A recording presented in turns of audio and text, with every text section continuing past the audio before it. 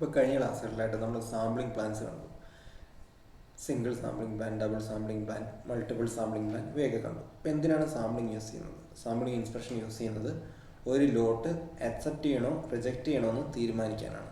അപ്പം ഒരു സാമ്പിളിൽ ഒരു ലോട്ട് സൈസ് ഉണ്ടാവും. ലോട്ട് സൈസ് എന്താണെന്ന് നമ്മൾ കണ്ടു. സപ്പോസ് 1000 ലോട്ട് സൈസ് എഴുതുക. സാമ്പിൾ സൈസ് എന്ന് പറയുന്നത് 10 എഴുതുക. ഇനി സി, അതായത് അക്സെപ്റ്റൻസ് നമ്പർ എന്ന് പറയുന്നത് 2 എഴുതുക. അതായത് 1000 പീസിൽ നിന്ന് നമ്മൾ 10 ഇൻസ്പെക്ട് ചെയ്യുന്നു. ഇനി മാക്സിമം 2 വരെ ഡിഫക്റ്റീവ് ആണെങ്കിൽ നമ്മൾ അക്സെപ്റ്റ് ചെയ്യുന്നു, അല്ലെങ്കിൽ റിജക്റ്റ് ചെയ്യുന്നു. അതാണ് നമ്മുടെ സാമ്പിളിംഗ് പ്ലാന്റ്. അത് മുമ്പ് പറഞ്ഞിട്ടുള്ള എക്സാമ്പിളാണ്.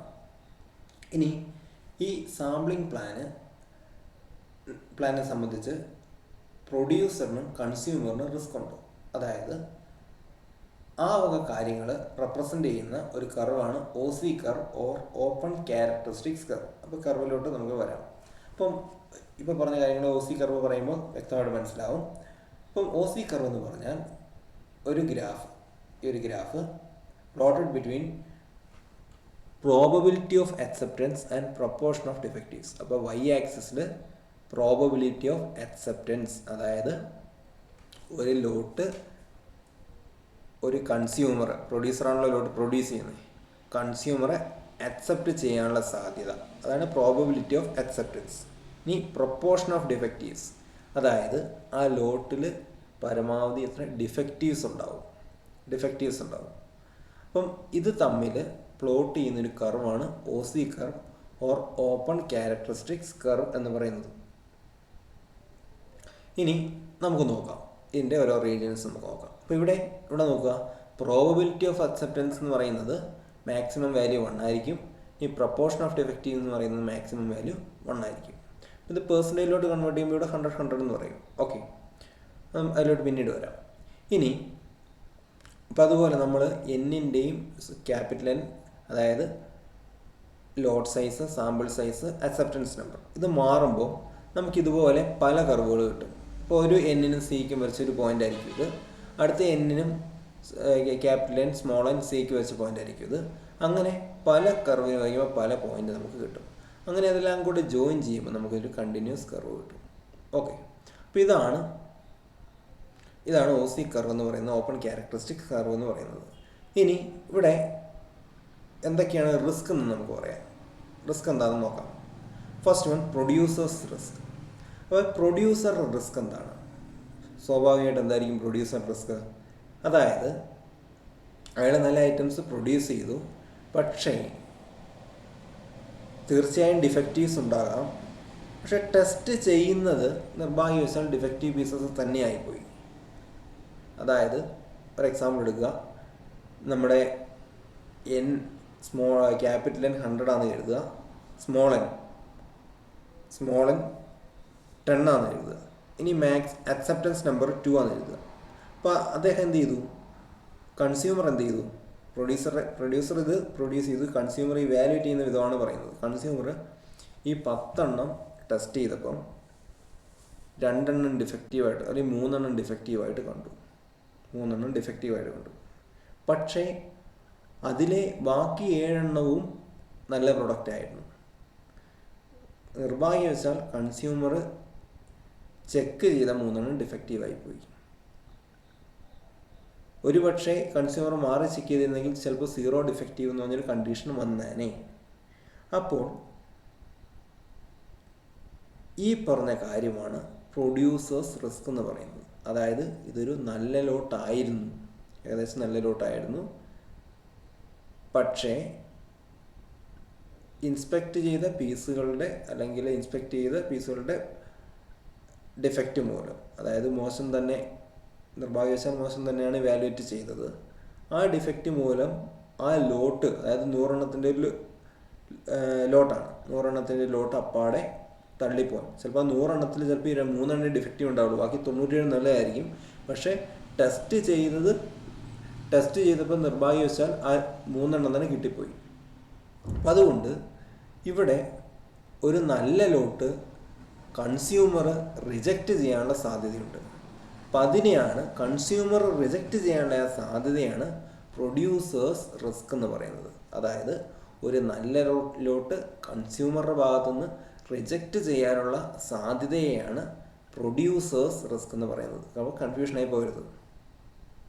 അതായത് പ്രൊഡ്യൂസറിനെ സംബന്ധിച്ച് പ്രൊഡ്യൂസറിൻ്റെ റിസ്ക് എന്താണ്? അയാളുടെ പ്രൊഡക്റ്റ് റിജക്റ്റ് ചെയ്യുക.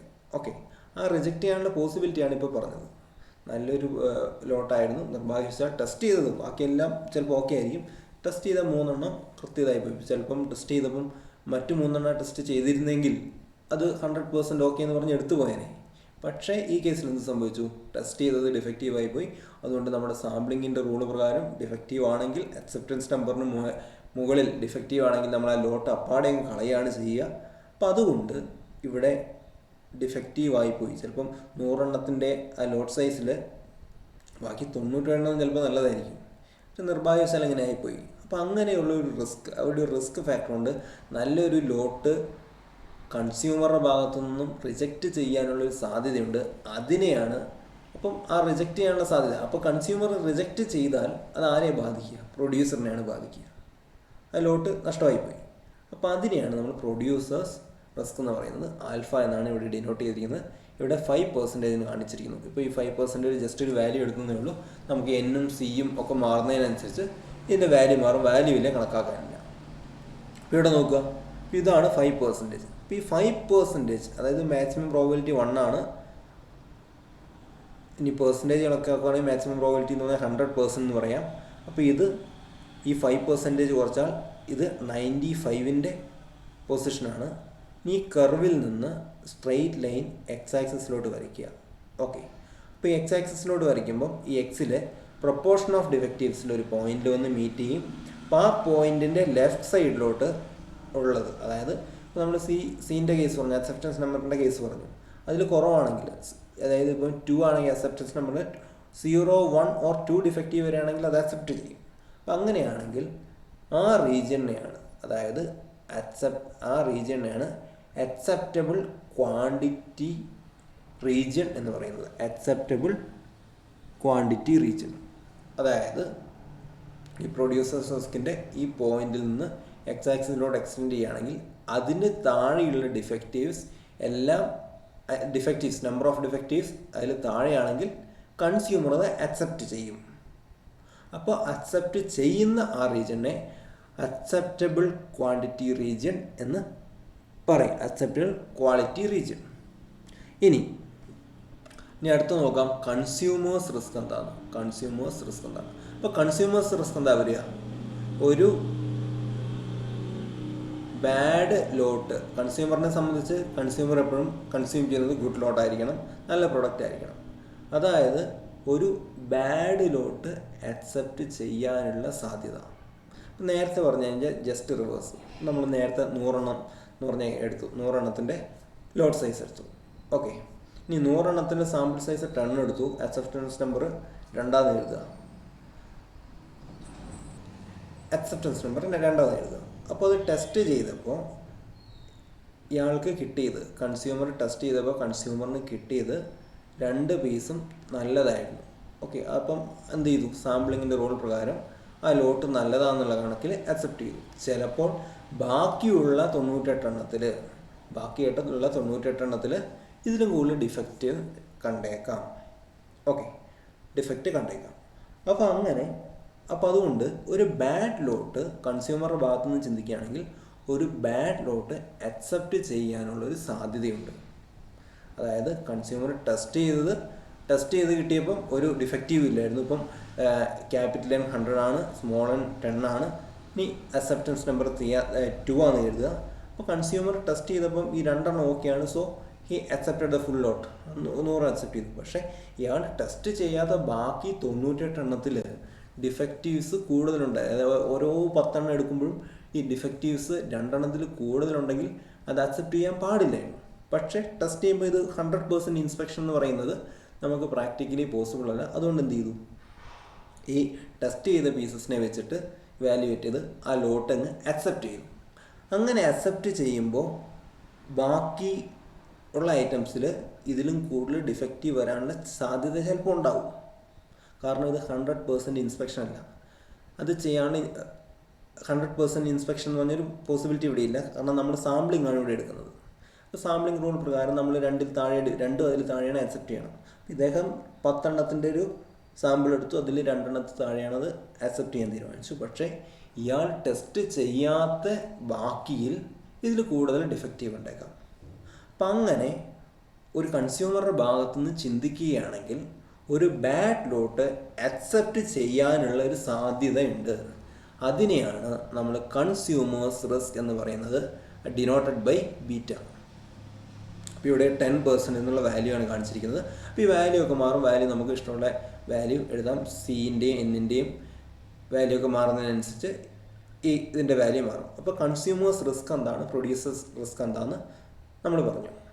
ഇനി അടുത്തത് ഈ കർവിൽ കൺസ്യൂമേഴ്സ് റിസ്ക് 10%-ന് കറസ്പോണ്ടിങ് ആയിട്ടുള്ള പോയിൻ്റാണ് ബി. OC കർവിൽ കറസ്പോണ്ടിങ് പോയിൻ്റാണ് ബി. അത് നമ്മൾ എക്സ് ആക്സിസിലോട്ട്, അതായത് പ്രൊപ്പോർഷൻ ഓഫ് ഡിഫക്റ്റീവിലോട്ട് എക്സ്റ്റെൻഡ് ചെയ്യുകയാണെങ്കിൽ നമുക്കിവിടെ ഒരു പോയിൻ്റ് കിട്ടും. ആ പോയിൻ്റാണ് LPTD എന്ന് പറയുന്നത്. അതായത് low tolerance percentage defective or rejectable quality level. Means proportion of defectives ഈ ലൈനിന്, അതായത് ഈ ലൈനിന് റൈറ്റ് ഹാൻഡ് സൈഡിലോട്ടാണെങ്കിൽ കൂടുതലാണെങ്കിൽ നമ്മൾ എന്ത് ചെയ്യും, ലോട്ട് റിജക്റ്റ് ചെയ്യണം. കുറവാണെങ്കിൽ അക്സെപ്റ്റ് ചെയ്യണം. ഓക്കെ, കുറവാണെങ്കിൽ വേറൊരു പോസിബിലിറ്റി ഉണ്ട്, അത് പറയാം.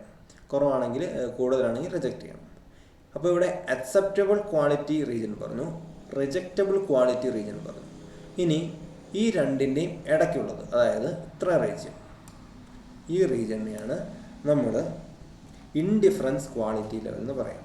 ഇൻഡിഫറൻസ് ക്വാളിറ്റി ലെവൽ എന്ന് പറയാം. അതായത് ഈ ഇൻഡിഫറൻസ് ക്വാളിറ്റി ലെവലിൽ വരുവാണെങ്കിൽ നമുക്ക് ഏകദേശം ഇങ്ങനെ പറയാം, അത് അക്സെപ്റ്റ് ചെയ്യാനും റിജക്റ്റ് ചെയ്യാനും ഏകദേശം 50% ചാൻസ് ഉണ്ട്. അക്സെപ്റ്റ് ചെയ്യാനും റിജക്റ്റ് ചെയ്യാനും രണ്ടിനുള്ള പോസിബിലിറ്റി ഉണ്ട്. അതിനൊരു 50% ചാൻസ് ഉണ്ട്. അപ്പോൾ ഈ ഫിഗറിൽ ശരിക്കും എ എന്ന് പറയുന്ന പോയിന്റ് ഇവിടെയാണ് മാർക്ക് ചെയ്യേണ്ടത്, ബി എന്ന് പറഞ്ഞ് ഇതാണ് മാർക്ക് ചെയ്യേണ്ടത്. ആ ബിറ്റ്വീൻ എ ആൻഡ് ബി ആണ് ഇൻഡിഫറൻസ് ക്വാളിറ്റി ലെവൽ എന്ന് പറയുന്നത്. അതായത് ഇൻഡിഫറൻസ് ക്വാളിറ്റി ലെവൽ എന്ന് പറഞ്ഞാൽ ഒരു ലോട്ട് അക്സെപ്റ്റ് ചെയ്യാനും റിജക്റ്റ് ചെയ്യാനും ഈക്വൽ ചാൻസ് ഉള്ളത്, അതായത് 50%, ഇപ്പോൾ 50% പ്രോബബിലിറ്റി ഉള്ളതിനെയാണ് ഇൻഡിഫറൻസ് ക്വാളിറ്റി റീജിയൻ എന്ന് പറയുന്നത്. അപ്പോൾ അക്സെപ്റ്റബിൾ ക്വാളിറ്റി റീജിയൻ പറഞ്ഞു, റിജക്റ്റബിൾ ക്വാളിറ്റി റീജിയൻ പറഞ്ഞു, പ്രൊഡ്യൂസേഴ്സ് റിസ്ക് എന്താണെന്ന് പറഞ്ഞു, കൺസ്യൂമേഴ്സ് റിസ്ക് എന്താണെന്ന് പറഞ്ഞു. അപ്പം അക്സെപ്റ്റബിൾ ക്വാളിറ്റി റീജിയൻ്റെ ലെഫ്റ്റ് സൈഡിലോട്ട് എന്താണ്, അക്സെപ്റ്റ് ചെയ്യാനുള്ള പ്രോബബിലിറ്റി കൂടുതലാണ്. ഇനി LPTDൻ്റെ റൈറ്റ് സൈഡിലോട്ട് റിജക്റ്റ് ചെയ്യാനുള്ള പ്രോബബിലിറ്റി കൂടുതലാണ്. അതാണ് ഒബ്ജക്ഷനബിൾ ഓർ റിജക്റ്റബിൾ. ഒബ്ജക്ഷൻ എന്ന് പറഞ്ഞാൽ എതിരെന്നുള്ള അർത്ഥത്തിലാണ്. Objectionable or rejectable quality region എന്ന് പറയുന്നത്. ഇനി ആ അക്സെപ്റ്റബിൾ ക്വാളിറ്റി റീജിയൻ്റെയും റിജക്റ്റബിൾ ക്വാളിറ്റി റീജിയൻ്റെയും